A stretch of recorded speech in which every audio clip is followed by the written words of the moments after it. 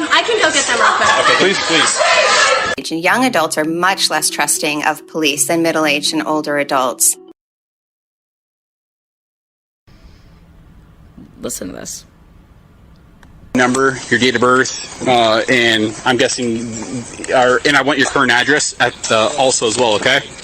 Yeah, sounds good. I'm so sorry about that. It's okay. So, let me go ahead, and what's your first name? Maddie? Could be maybe. And how do you spell that, Maddie? My, legal name is Madison. It's Madison. What's your middle name, Madison? May, M-A-Y. Okay. What's your last name? Mogen, M-O-G-E-N. M-O-G-E-N? Yep. Okay. What's your date of birth, Madison? Okay. And what's your current address? 1122 King Road. Okay. And are you a student at U of I? Yep. Okay. I will graduate with a bachelor's. I'm still getting my master's. All right, Madison. So here's the deal. Okay. They've already said that no one here lives none of the occupants that live at this address are here right now. So now you have a house full of random people. You need to let them know that the noise needs to come down. Okay. We just received a noise complaint. We want that music turned down. And we don't want to come back again tonight. If we have to come back again tonight, then there's going to be even more problems, okay? I see both sides. Sounds good. I'm just frustrated. I'm also so sorry once again. Hey, I understand, okay? It's just, I mean, if I were you guys, I'd probably just come home and make sure that whoever is partying here is keeping it down to a minimum, okay? Yeah, we're going to pick all of them. Okay. So at this point... Hello and welcome to True Crime Rocket Science, the most authentic voice in true crime. In the footage from the second raw body cam dealing with that noise complaint, we hear the officer talking to Maddie. Does Maddie sound scared?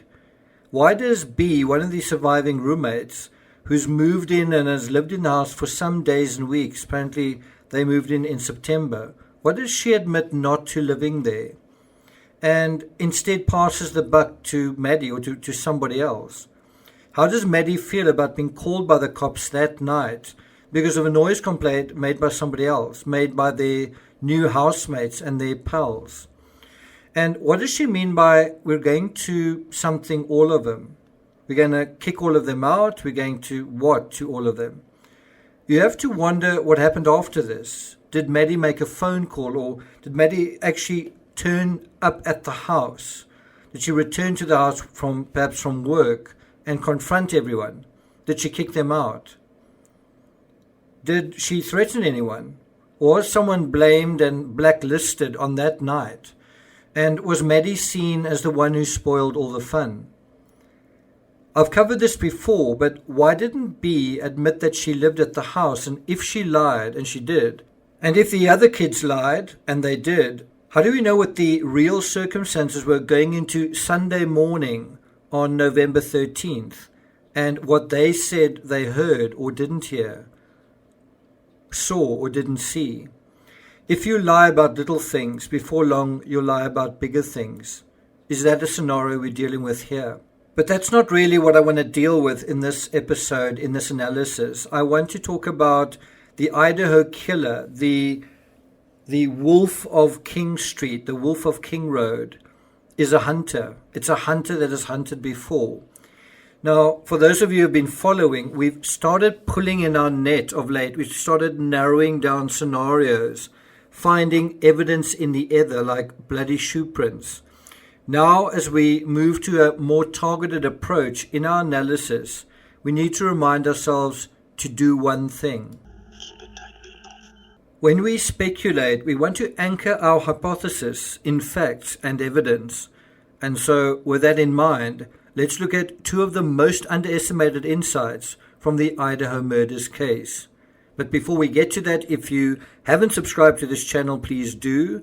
If you have subscribed, welcome to the True Crime Rocket Science community. We try to be authentic, we try to be real, and we try to stick to the mantra, in terms of pursuing justice. Try not to do any additional harm. Try not to re-traumatize people. Try to be part of the solution to solving these cases. In other words, bring the true back to true crime. So welcome to this community. If you're enjoying this content, please like, share, leave a comment, and let's get started. So in terms of the most underestimated insights from the Idaho murders case, the first one is, hello darkness, my old friend. Sometimes the most important information is right in front of us. The Idaho killer attacked 4 of the residents of 1122 King Road under cover of darkness.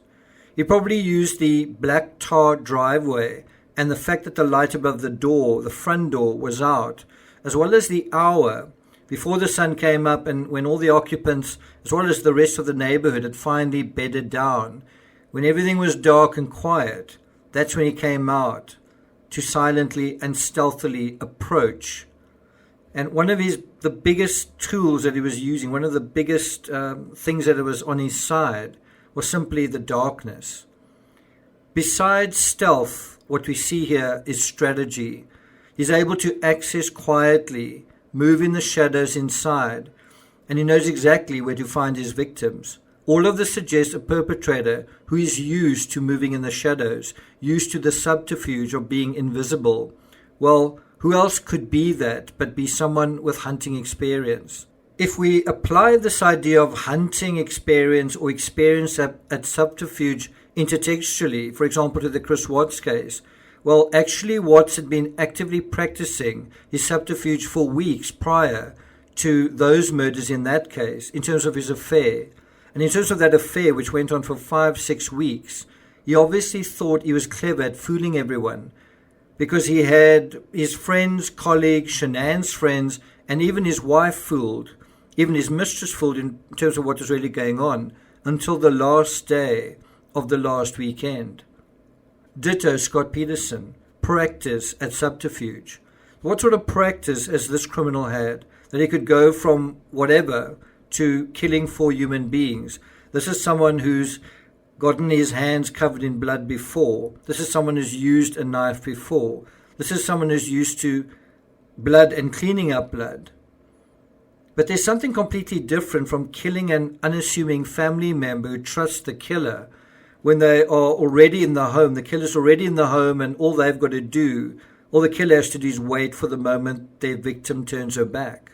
It's a lot different to come from the outside and have the confidence inside the structure to execute 4 different lives on 2 levels, all the while expecting not to bump into the 2 survivors. Increasingly, I'm wondering whether the perpetrator didn't have some connection to the survivors. Was he banned from a party by those running the house, and so he blamed them? The strategy of approaching the home in the dark, committing a crime, and exiting without waking anyone up is basically a lone wolf that knows how to hunt and stalk and kill. Our killer has done all of this before. How do we know this? And that brings us to the second insight: no blood trail. The fact that there is no blood trail leading outside the house, and also no blood trail leading to either the sliding door in the kitchen or the front door on the ground level, right? None of that is mentioned.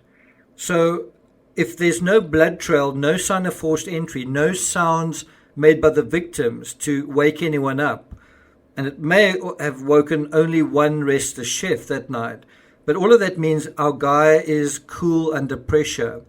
It means he likely cleaned up inside the crime scene, thereby cementing the notion that he'd been in the house before and was not only familiar with the inside of the house, but quite comfortable enough to visit, for example, the bathroom, turn on the faucet, grab a towel, wipe himself clean.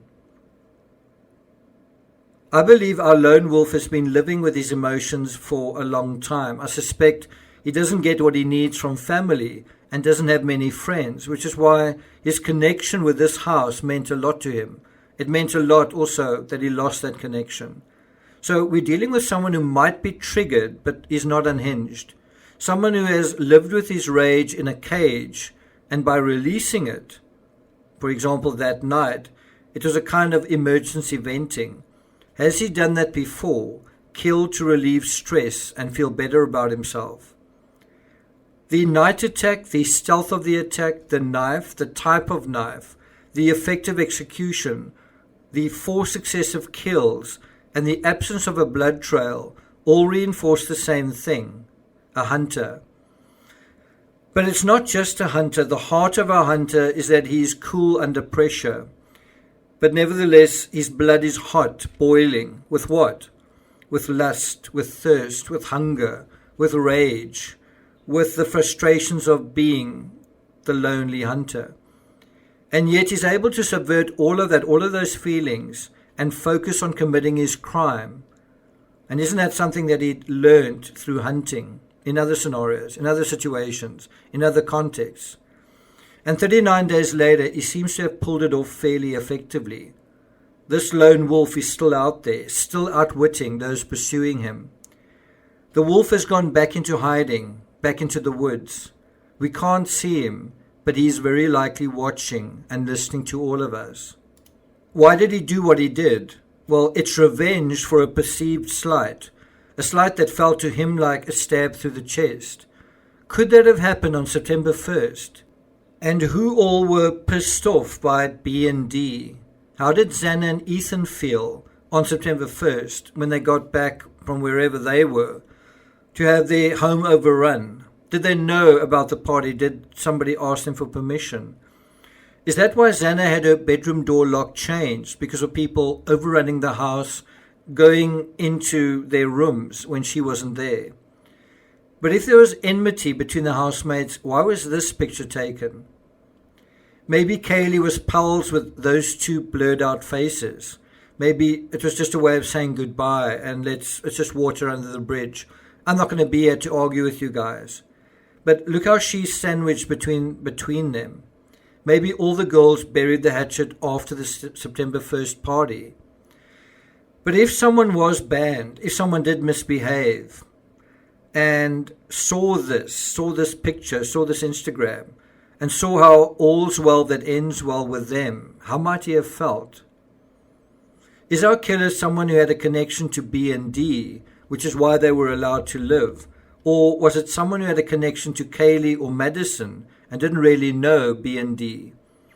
Is the ban scenario something that was never official, but imputed by someone who was once part of someone's life, part of that house, and then that night, finally, that person saw the light and took matters into his own hands to get his revenge? So I'm not going to take it further than that. I do want to deal with the questions around those 4 individuals seen and apply some critical thinking to that particular aspect. So look out for that. Thank you for listening, and I'll see you guys next time.